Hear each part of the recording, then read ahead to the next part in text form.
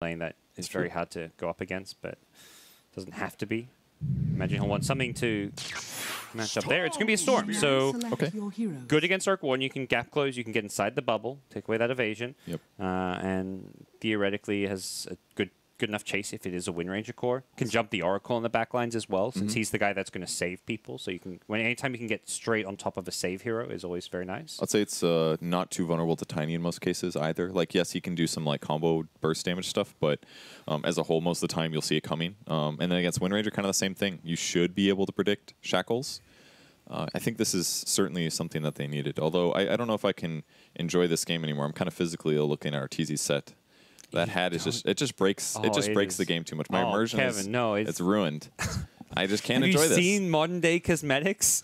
Have you seen what else is in the game? It's a thing of beauty. You don't like Cowboy Ursa? I don't know. I'm not sure. I'm not quite sold on it yet. It's just a little too the scarf and the hat. It looks like a pilgrim. Little teeth necklace. I love it. Like a bear pilgrim. It's kind of weird. He looks like a friendly. He looks like a guy would enjoy having a drink within a bar. So. Okay. I normal Ursa, I don't want to go near that guy. He's a bit scary. Okay. This is like less scary version of Ursa. I mean, he's a Radiant hero. You know, he's a nice guy. His base damage is low.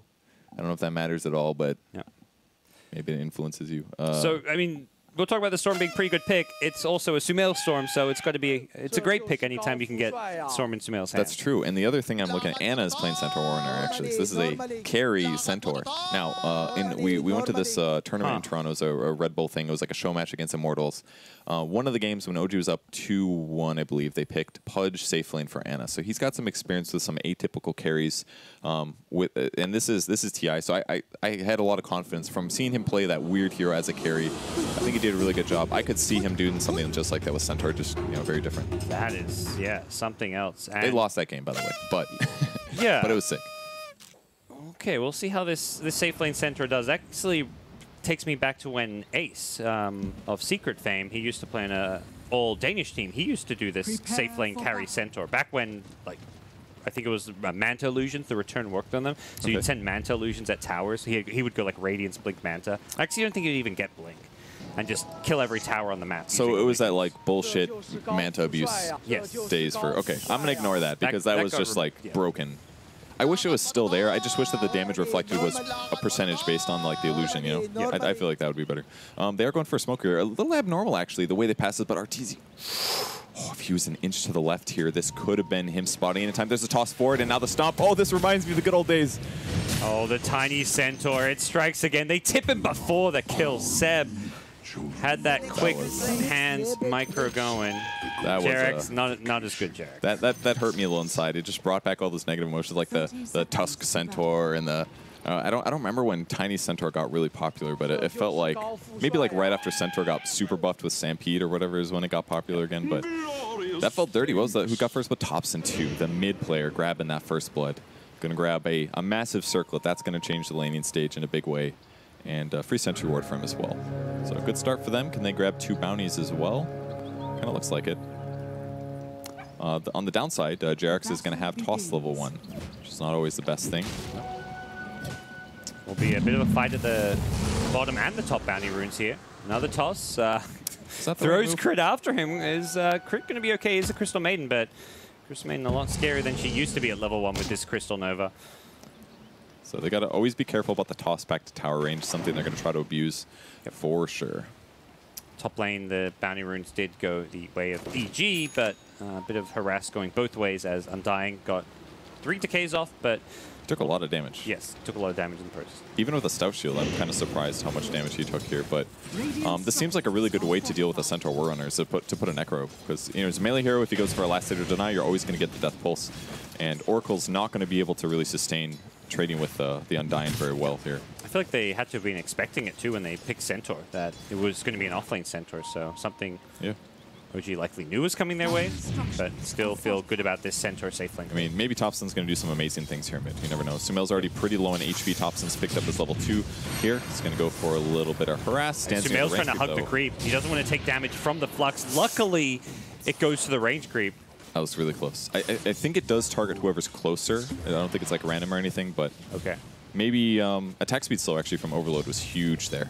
50% if you get hit by the Overload, so Thompson wasn't able to get that attack off in time. worse players, somebody would have died there for sure. But both players realizing kind of the limits of their hero. Another salve coming out for Arc Warden. I feel like I just want to watch this mid lane. I feel like some crazy stuff's going to happen here, but we'll see. Fly still being harassed. On the bot lane, the Wind Ranger Tiny dual lane. Certainly going to feel a little weak with Tiny. This is one of the negatives. I mean, they got first blood, but having toss has got to be so bad. But at least they do have a range core to farm here, so that I guess this is the what they traded off. Having Centaur, it's better to lane him against the Necro than it is to lane him against the Ursa.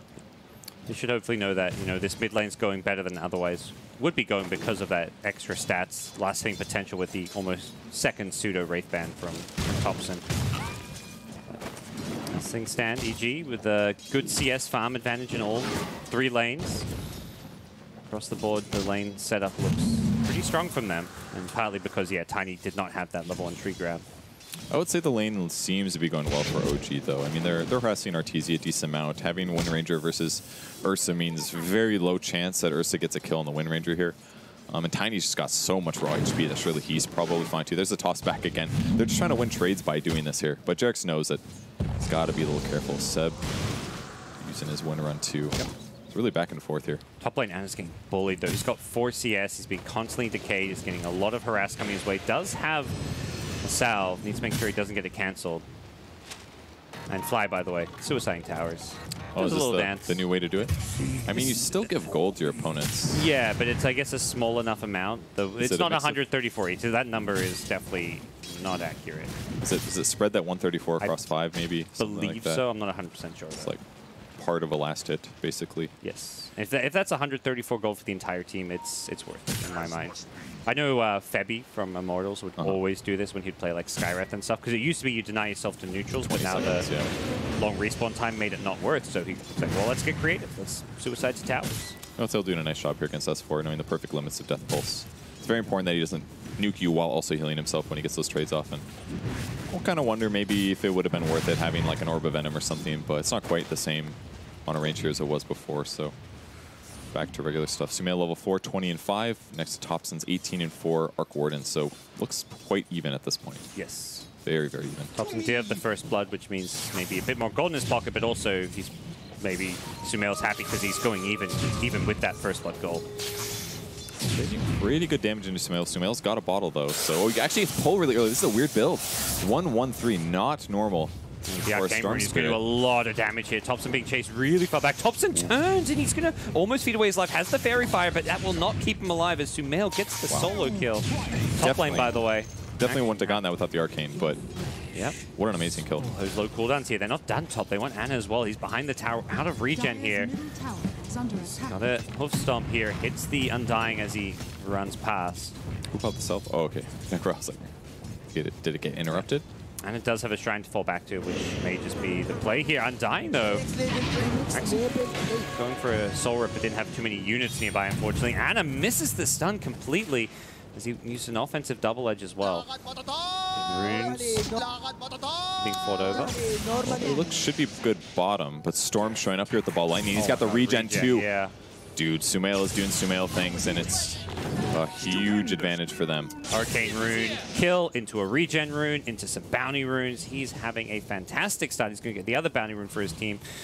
And meanwhile, top, it was No Tail getting 1 out of the 4 bounty runes. So 3 for 1 there. So more problems for OG, and as zoned as Centaur is, this feels like a rough time for OG with the mid lane ending up bad like this. Still only about a level advantage for Sumail, but I mean net worth-wise, it's starting to creep pretty damn high up. Yeah, Sumail's just having a fantastic time. He is loving life here. Not that the Arc Warden is not going to have a game at all. He's the most farmed hero on the OG side and has at least gotten a decent amount out of this mid lane, but it's just how well Sumail is doing and going to keep on doing. Jack's gone for a stack actually with the large camp. I'm a little curious about this. Power Shot's not the best at clearing, so it's a little interesting to me, but the Ranger using Wind Run to get out of here. A little scary actually, especially with Earthshock, because they just offset some of the Wind Run slow with Earthshock. They can actually chase them for quite a long time. Some big pressure coming in top though with the Siege Creep spawning. EG pressured the lane. Dire side actually went for a pull, which means even more damage is being dealt to this tower, and EG looking to capitalize with both Necro and Undying playing behind the tier 1 tower. Does get the stun on fly, though. This is going to be a lot of damage trade. He should be fine, unless No Tail shows up at the right time. He's got a nuke in 2. It's going to be close, perhaps. And it's getting really low, though. This magic stick is mega value, but at the same time, he's also constantly getting harassed low and low. Jarek's dying to a neutral. Yeah, he actually did. That was maybe not intentional. Well, intentional in the sense he just didn't want to die to heroes. Tower going to go down. Is there going to be a deny inside? Does not look like OG can get in close, and S4 gets the last hit for it. Good chunk of gold his way. Mid lane, Thompson's been gone on here. Sumail wants the solo kill. It's going to be close here. The illusion may kill off Sumail. Can he get the kill first? He gets the kill on Thompson. Takes down Sumail. They're tipping Sumail. I don't know if that's a player you want to piss off, because he's a guy who's gone 0-3 or 0-5 or something on Storm and in 5 minutes and then turned the game around. So, I mean, that was a huge kill. 500 gold for Thompson. Sumail loses 130 there, and he gets about a level out of that. So, really nice grab for him. Really needed that considering how the rest of the lanes are going. Sumail went all in for it, but luckily Thompson had the Tempest double and has also got points in his first and third skill, not getting any magnetic field. It would not have really helped him when there's a storm on top of him. And on top of that, Sumail perhaps overextending, thinking he had these raindrops to block a lot of that magic damage. Yeah, but all the spark rates, I'm sure. It's a lot of magic damage sources. Pretty high HP on this hero. So bottom lane, there was a Shackle on TZ, the avalanche, the neutral creeps. Jarek's toss crit into the neutrals, but luckily crit, he dodges the power shot. Back at mid though, it's going to be Storm going in, getting some revenge on Thompson. Sumail saying, you tip me, well, I'm going to get the kill back on you. He even gets a kill on his Tempest, so that was a big loss, actually. 180 gold, 180 experience. Bottom lane, Ortiz got the double, though. It wasn't just the first initial kill. He gets both. And yeah, this new skill build on Ursa has been really effective. I mean, Urshock's always been a really low cooldown. We saw that, I think, TI6. I remember Weehaw beating Sumail mid once with an Ursa versus melee hero of some kind, but the duration is 4 out of 5 seconds. So even if they have wind run and you can stop them from hitting you, it's not necessarily enough time to run away, because as long as he just keeps walking and doesn't attack while he chases you with phase, he's just going to keep hitting Earthshock, and eventually you're just going to be too slow. So it's a hard solution. Seb also might need like a phase himself to be able to get out of there in time. Oh, nicely played. There's a ward there, and he knows it. He immediately pings Arteezy, gets shackled. Not level 6 yet. He's so close. He gets it from the creep. He pops it before the Centaur stun. Arteezy, nicely done by him. He still could be in some trouble here. The Fate's Edict actually blocking a bit of the magic damage. Arteezy turns, gets a kill. Necro shows up as well to get a second kill and has gone down. Jarek's is being chased down as well. S4 can't keep up to him, but they can go for Seb instead. He's being chased down by Sumail, who has a haste rune that wears off, but that's not going to matter as he's still got one overload charge. These Sumail runes have been so big. Necro's in a lot of trouble this time, though. Separated. He's got a Ghost Shroud and Fairy Fire here with the 1 charges. He's getting close to the creeps. That means the Flux is not going to do quite as much damage, but he still will go down to that last Spark Race. Crit going for the Freezing Field on 4, but he's not the hero CM that he hoped to be. He will not get any kills and will feed away his life, but it's still EG with a fairly sizable lead early on, despite giving away a few kills there when chasing.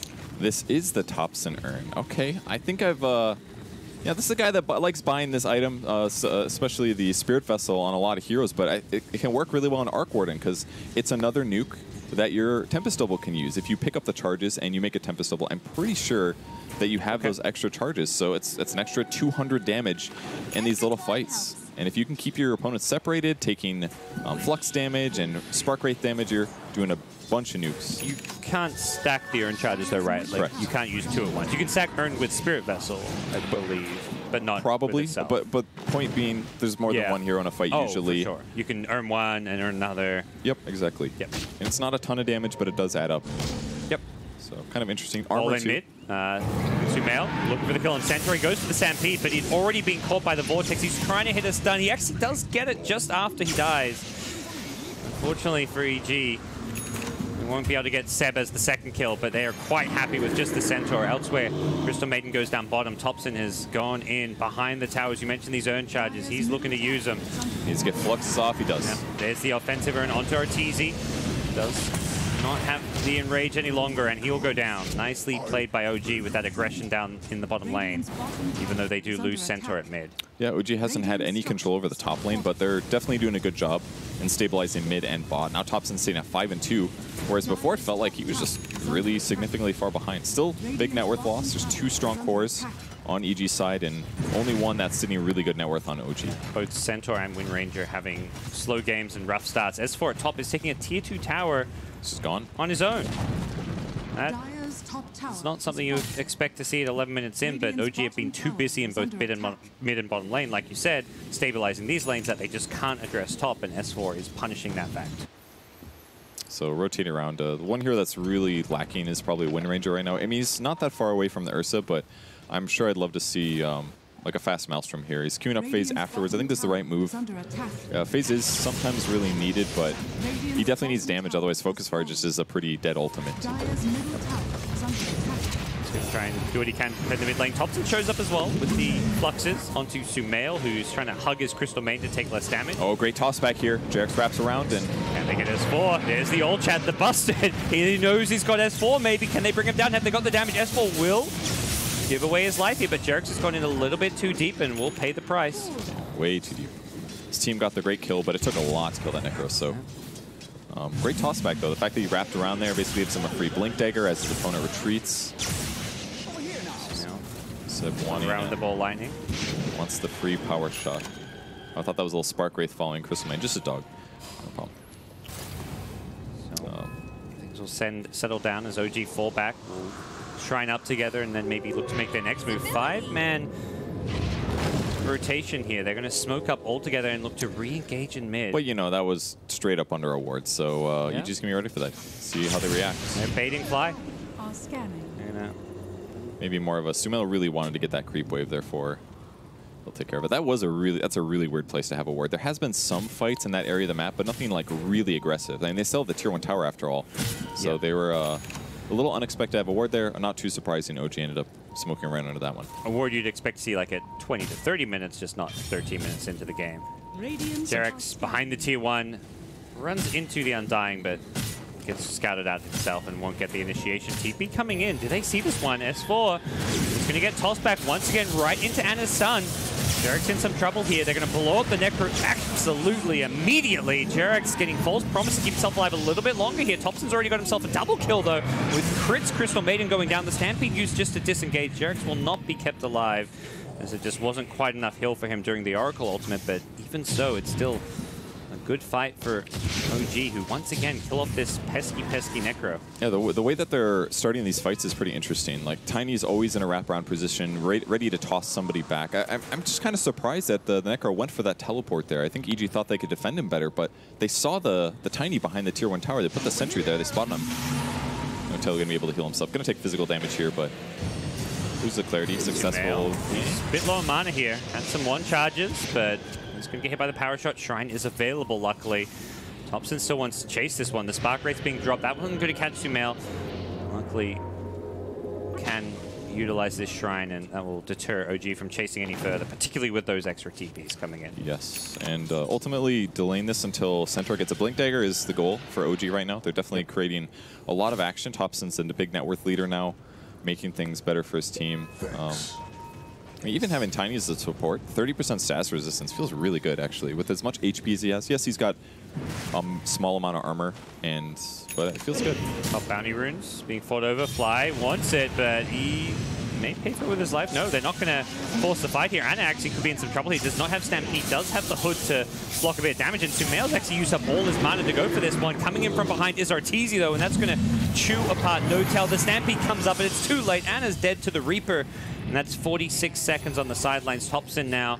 Tempest double available. May want to turn and fight this one. Has a Force Staff to do some chasing with his illusion. I don't imagine he wants to go charging in with his actual hero. And he's just going to watch EG gather in this mid lane and try and do some extra harass. We'll slow things down a little bit. Yep. Slowing down the push with those fields. Tower getting down to deny range. I think at this point you're just hoping to deny it if you're OG, and they should be able to do so. They glyph it. I think they were worried about that siege creep sneaking a last hit in, and I mean it's a lot of gold if you don't get that denied. It's like 120 to each enemy hero. This can really add up. Oh yeah. Right. Fortified now going to refresh anyways because it's tier 1. So good point. So Sumail prepping for his Orchid, nothing surprising there. Looking like they want to dive. They do get the first Shackle down. He's going to get the Tempest double out as well. Can S4 keep himself alive? He's got the Hood now here as well. The Dark Warden, he double force-staffs himself away. Really nicely played. Unfortunately, it's going to be Oracle instead in a lot of trouble here. Yeah, I don't see him surviving this one. He's going to pop. Whoa, Sumail flying in from afar was looking for Thompson. Change target, went for 7 set because he can get Thompson as well. And Sumail shows up from nowhere. He was like halfway across the map and he comes in, cleans up with a double kill. Tiny's like, what can I do here? He's got the angle coming in from behind once more, but doesn't have a blink dagger. Neither does the Centaur, and that seems to be a big issue for OG as they just don't have these blink initiation. That was a huge fight. Yeah, the last like 5 minutes, I felt like OG had control, but then a couple of good maneuvers. RTZ coming from the back when they went for those bounty runes. And now this engagement as well, grabbing the heroes they need. OG's having a little bit of trouble taking a great fight, and it's very low in this Rochamp hit, but OG going to get there too late. Sorry to interrupt you. No, that's okay. They just don't have blink daggers. That's the issue here. It's they're able to do these like long range slow initiations, like maybe get a toss back, but that gimmick has worked like 3 or 4 times to great effect. But now they need like a blink stun of some kind or a blink toss back. Because now as long as EG has, I mean, there's less things to play around. Most of the big objectives are gone. So now EG is more just kind of on the map, and it seems like it's harder for OG to actually play around it as a result. Maybe they weren't expecting to lose the laning stage this bad, but at least they've got the blink on Centaur now. They can start landing some initiations and get some follow-ups. It's very much about a reliable, consistent initiation, because something like a Shackle Shot, if you hit it, it's nice, but that's not always going to happen, and forces Wind Ranger to position herself sometimes awkwardly or too aggressively. Absolutely, and he's maxing out more Shackle than Wind Run, which I think is the right move, just because there's a Storm Spirit. You got to lock that guy down and get the kill, and longer duration is going to really help out there. So. Storm about to complete an Orchid. Not going to help him out against these aggression from OG with the blinks and the stuns, but it's going to definitely help him out as far as finding kills on people like Arc Warden, like the Wind Ranger, or the Oracle. Yep, that's in a team fight almost the ideal target to go for first, because then once you go on is going to get saved. Ursa going straight blink basher like expected, so you can end up getting some solo kills here. Haven't seen RTZ too often. I feel like I haven't caught him in the camera much. Seems like all the action is always somewhere else. Then he shows up with a fight and goes off to farm again. Typical for him. He's able to keep his farm level up, and it's a 3k gold advantage for EG. It's moderate. Some of that's certainly tower based, but kills, map, everything. So good position for EG right now. Yep. We'll see whether OG is eyeing off some kind of maneuver here. Yeah, they're going to smoke up this one, not underneath a ward. They've got okay vision, and it's really just one observer ward in the enemy jungle that's giving them some info as far as what's going on, and No-Tail's got 2 wards to carry along for this smoke gang. It is going to spot them. Okay, yep. Now they're in. I believe they saw Sumail for a split second there farming that neutral camp. Right, they see crit now. Can they get the blink stun? They put the ward on the high ground here. They go on the Crystal Maiden. Storm immediately counter-initiates with RTZ blinking as well, but it's a perfect Shackle on 2! Ursa as well as Storm. They melt, but Storm does have an Aegis. He's going to come back for a second life here, so EG still looking good here. Sumail on his second life goes balling in, catches out the Oracle as well as Thompson's Arc Warden on the back lines here. Thompson, he's just going to try to TP his hero out of there, but he TP. He TP'd to the tier 1. What's he thinking? He's being pinged here. Crit going to give him the tip. It's EG's turn to turn it around. They hadn't been tipping all game, but they'll tip that one, that's for sure. Oh, that's a painful mistake. He must have clicked the ground, maybe uses quick cast or something, but he could have been in the fountain healing. Oh, but ultimately, again, the same thing happens. EG anticipates where the roam is coming from. They smoke it. They get the scan detection, and they just threw the CM up there. And I was like, how's this CM not die? He's got level 10. He has that. He's a cloak. He's got the health talent, and he just tanks the nukes. And they just go on the back line. Tombstone makes it hard to fight. The Shackle was great. It gave him some movement, but with Sumail getting this far ahead now, just so easy for him to die for the back line. Yeah, like when Sumail balls in and RTZ blinks in and they instantly get 2 heroes shackled, you think the fight could go better for OG, but the problem is Sumail goes in first because he knows he's got this Aegis. So if they throw all those spells at him like they did, fight's going to go fine. Meanwhile, RTZ, he popped in Rage, so he blocks all the damage. So these 2 heroes that got disabled for a huge-ass time actually doesn't win OG a fight on its own. They needed more than that. And OG's damage is still not very easy to do anyways. Like, them getting a 2-man Shackle, yeah, you can do some, like, Avatos kind of stuff, but past that, it's still a little bit of time until Arc Warden is dealing a lot of damage. He went 4-step first because he's against a Storm. He's going for a Maelstrom now. He still hasn't finished it. So it's like, even if they get these great team fights, you saw the damage issue. They can't easily kill a CM on the high ground. Obviously, there's going to be a problem here. And they might find tops in here. Smoke breaks. Instantly blinks in, gets the force up away, but Ortiz, even without the insta-bash, will easily help his team, and Sumail get the last hit on that kill. So tough loss there. One of those moments where his team is not really showing much on the map, and as a result, eventually EG is going to go look for a kill somewhere. And looking at the tri-camp was one of the more obvious spots, and they had a little vision here as well from before, so ended up catching the enemy hero farming. You're just going to split out, farm multiple lanes, and also try to find kills on these multiple lanes. Sumail can kill almost anyone with his Orchid. Bottom lane, Ortiz can kill almost anyone. They're going to get the Orchid initiation. He balls too far, in fact. He didn't quite know where Seb was, but he's got the backup from the CM and will still get the kill. Meanwhile, bottom lane, Anna needs to be careful. Arteezy, okay, he actually blinks away from Arteezy, but Arteezy can follow it up with a blink of his own. Doesn't get the bash once again. RNG just not there for Arteezy, who's now going to get followed up by Topson. Arteezy does not have the Aegis. No blink available. He's just going to turn and fight, and fight he does pretty damn well. Luckily for Anna, there's an Oracle to back him up. That was a little close. He'll keep him alive for sure. Big heals on him anyways, and still a little scary, but definitely still possible to kill Ursa. Once he finishes his BKB after this, he's going to be absolutely fine, I'm sure. Doesn't look like he has one picked up just yet. Almost a Blink Dagger on Jarex too. The laning stage was a bit mediocre. The early team fights were great, but you're definitely feeling the losses of having a support Tiny in the last 5 to 10 minutes. But once they get the right-click items, Maelstrom's on the way for Arc Warden, but it just feels so hard to play against the Storm this game. He got way too much trajectory from those mid-game fights when he got that double kill and stuff. Like, Orchid is just going to hard counter Wind Ranger for a long time. Normally you have a better trajectory than this, like a faster Maelstrom into a faster BKB, but he's just starting it now. I think they were hoping that this Wind Ranger would kind of have a more dominant laning stage, but that just wasn't really the case. Yeah. Seb's farmed all right, but hasn't really followed it up with much, and has been on the receiving end of several Storm Spirit ganks. Sumail, 10 kills in the 23 minutes of gameplay so far already.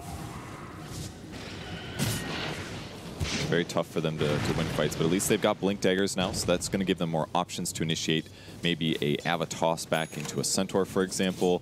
Throw somebody out of position, kill them at the start of the fight, but kind of hard. There's a lot of heals coming from EG's side. There's a lot of survivable cores as well, and S4 looking to go, and he does get spotted, though, by the Spark Wraith. And they actually blow up S4. He's got a defensive Yule Scepter if he needs, and Anna getting Orchided up. Can't use Stampede, can't use his stuns, at least not for now. Will he survive through it? No, he doesn't. There's a Reaper, and he's dead for 75. With Oracle also being initiated on meant that there was no defensive play from the False Promise or a Fate's Edict. EG win the fight and immediately smoke up. They leave S4 bottom. They had some wards set up on the OG side, but it's so hard to prepare for that when you're against an Ursa and a Storm Spirit, because they're just going to jump in on you, and you don't have a lot of time to save yourself. You need some like team fight ultimate that slows things down, and they don't really have that outside of like Shackles or Centaur stuns. So at some point, who's going to hit the towers? They don't really have that either because they have a support Tiny. So maybe they outdrafted themselves a little bit. EG went for a very aggressive smoke right after those kills, got all the way on the other side of the map, leaving S4 bottom. It felt like that may have tricked OG into playing a bit not defensive enough in the top lane, but... Very common for them to be playing around this anyways. I mean, there's a tier 1. Tier 1s are hard to defend, so they probably expect there to be a ward there or something like that. That was even dangerous for Seb to go check high ground. Like, once again, smoking right underneath an observer ward. When EG going to smoke themselves, they're ready for this one. They're going to... They scan it, though. They want to... Okay. Scan each other, actually. They both know. Do OG want to fight them head on? Yeah, actually, both teams smoked under a ward, I imagine. I actually didn't see where EG smoked, if they're on the high ground or not. They were about here, so I could definitely see it like that. Maybe thinking like, oh, we have an opportunity, but oh, maybe we shouldn't smoke because this is a really obvious spot. The fact OG aren't moving with their smoke to me suggests they saw it, but here we go. Artesian's going to go charging on in. He goes in first. He blows up the Oracle. This makes this fight so difficult for OG and the Shackle. It does land on the Storm. They do take down Sumail instantly. Buys back. S4 still looking for somebody to go and has not got the Reaper still. He finds the Yulsa cancel Topson's TP. Great usage of that. Topson in some trouble. He's inside the bubble. He's going to get chased down while Sumail's buyback allows him to chase down Wind Ranger. Seb hits the deck. Only Jarek surviving on Tiny. Man, it took them everything just to kill Storm Spirit through the Glimmer Cape here. He wants the Jarek skill. Status ration's pretty low. He's got an Avatos maybe, but dodging the Avalanche. He's got a haste rune though. He's going to throw him away. Sumail's not going to go for it. Out of mana at that point. Definitely. He's a little sad about that when he wanted the Rampage, I think. He didn't get every kill actually, but still EG outmaneuvering a little bit in terms of these fights. Ursa just always find the Oracle. I think you could definitely criticize Notel for his positioning in that fight. He was pretty close to the lip, but playing around a tree would have been a lot better, most likely. That way it's not as easy for them to find you. He needed to be the ones hiding in the trees. Like, I saw Thompson in the trees in a nice little secretive position. It is difficult because, like, Storm's going to go bowling in and see people, but at the same time, it was Ursa who actually went in first and just found the Oracle. So it's still going to be a long time till Oracle gets that survivability. And that's definitely been the criticism of the hero in the matches he's been in games so far, is that if you are the 5 position you're playing Oracle, it's probably hard. Like, you need to play a little bit less greedy, I think, as a 5 to make this guy work, because you need a Glimmer or a Force Staff or something like that, like an item, so it's not just an easy kill every time they jump you. But Notel exclusively is buying a lot of Sentry Wards. This is super common for him. Maybe Jarex is going to pick up some weight now so he can try to finish those items, but for now we haven't seen it yet. We do get a D ward at least for Notel. Putting a lot of sentries down eventually gets one. Taking away this aggressive EG vision is going to make life a little bit easier, particularly against the Storm, who is just so good and adept at finding those long-range pickoffs. Well, many of their heroes are safe against that Orchid or Lightning jump. And Arc Warden prepping for the Hurricane fight, actually. Okay. Could work okay. Very good against Ursa. Even if, like, Ursa jumps on his Oracle or something, using the Hurricane Pike would be great. Push that guy 400 units away from wherever he's standing. Get him away from the team. That's really what they need to do. They need to take a fight where they can ideally initiate on their opponents, which is hard. Center's not the best initiator. And then they need to chain burst somebody, get some double shackles or something. It feels like they need a Ravage or something to, like, really win a team fight. Yeah. EG, as far as these team fights go, have Force Staffs on both supports. Like, their mobility and ability to kite OG is going to be very tricky to deal with. Crit with a Glimmer Cape as well. Playing that 4-position CM, so we get to see that. A little bit extra farm. Actually went for the mana cost, mana loss talent as well. Which is second time we've seen this. It's with a Storm, though. Yes. So it makes all of his mana go so much farther. Oh, it's so good with that hero. Notel, immediate false promise when Arteezy jumps him, just knowing that he could get bashed on any of those right clicks. Luckily, he does not get bashed immediately. And Sumail going to go bowling and use up his entire mana pool, but with the double damage ring, he may be able to bring down Seb here. Anna gets the stun just on one with Arteezy BKB. He dodges it. Seb going to buy back and try and take this fight. Arteezy's BKB about to wear off. Can they actually chase for this one? They don't have Centaur, who's their kind of key initiating factor. The Tiny may be going to fill his shoes with his Blink Dagger, but looks like they don't want to fight into the Tombstone. Easy, happy to play the front line here. Sumail just going flying on in. This mana efficiency does get shackled up. Still alive for now, though, and he's just being healed up as well. He's just too hard to bring down. Bowling all over the place, bowling all over OG, who have 4 dead, only a Wind Ranger left alive who just bought back, and none of these other 4 have buyback. EG are just stomping right now. Yeah, they've had pretty firm momentum ever since they got over the cheesy toss the guy back, kill the guy out of position thing. Just feels like OG hasn't been able to stabilize. Like, playing Arc Warden against the Storm feels hard. He's had to itemize in a weird way with the Force Staff Rush rather than getting a damage item. And then for every other fight after that, it just seems like their opponents have team fight advantage from Tombstone and Ursa jumping on people and Necro getting a solo kill and Sumail jumping in. It just seems very hard for OG to take fights. The carry Centaur did not get anything done in the laning stage. Might get caught again here. Get him, or will he stampede away? It looks like with the stampede wearing off, could be a pretty easy kill.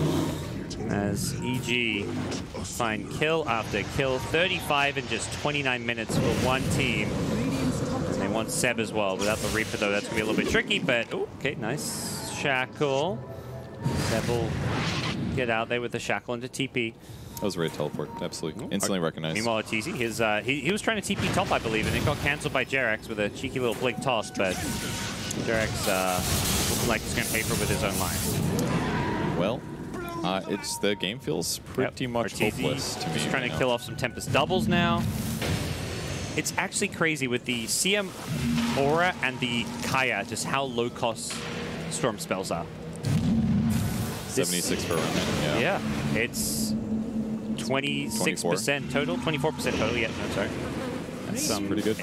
Oz math going on here. That's okay. Going to chase down Notel up top. Elsewhere, Seb's dying. I know, we're going to stay here. Don't worry about that stuff. Okay, about Thompson too. Still alive. Okay, okay. The support and support action. We're all about it. Thompson died. All right, that's fine. I mean, it's a 21k gold advantage at this point. It does not look good or possible to win for OG at this point to me. I mean, they're close to doubling them in net worth. Still need about another 10K or so, but it feels like OG doesn't have the damage. They don't have a typical carry. Executing is very difficult with the heroes they have, and against a good team, they're going to avoid that. Yep. They're not done. EG charging in. Anna going to add one more to his tally. That's number 10. And Tiny not in much better shape. Goes down, and the voice line's coming out. I imagine OG know this one is a bit over and just trying to cheer each other up before going into game number 2. Yeah, maybe a little hard to execute with their hero matchups, but certainly the laning stage was the toughest part. Just having to lane a Centaur versus a Necro. That does not sound fun, but Necro, if I'm not mistaken, was the opening, right? They picked the Centaur in the mid game, and all of a sudden Ursa came out, and they're like, well, we definitely can't lane Ursa against Necro, or against Centaur. So, and